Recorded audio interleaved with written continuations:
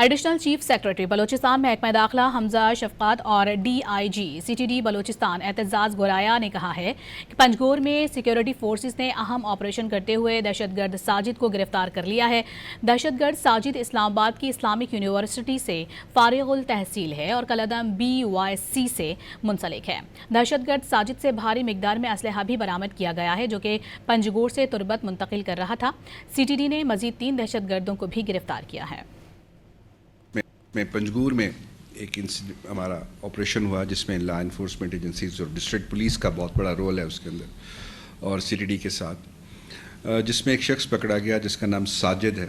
He is resident of تربت، جیسے سر نے کہا کہ اسلامیہ یونیورسٹی بہالپور سے اسلامک یونیورسٹی اسلام آباد سے اس نے بیسیکلی اپنا ماسٹرز کیا سوشیولوجی کے اندر۔ اس کے بعد زبیدہ جلال گورنمنٹ جو کالج ہے وہاں پہ 3 سال کانٹریکٹ پہ رہا، اس کے بعد یونیورسٹی آف تربت میں پڑھاتا رہا۔ He has been involved with BLF اور BLA کے ساتھ یہ رہا، اور ان کا جو شیئرنگ نیٹ ورک ہے اس کو مزید یہ کرتا رہا، جس میں اس میں تربت میں ڈفرینٹ مقامات کی ریکی شامل ہے۔ گوگل ارتھ کے اوپر مارک کر کے ہمارے ایک پڑوسی ملک میں موجود جو ان کا دوستین نامی ایک اس کے ساتھ اس نے شیئر کی۔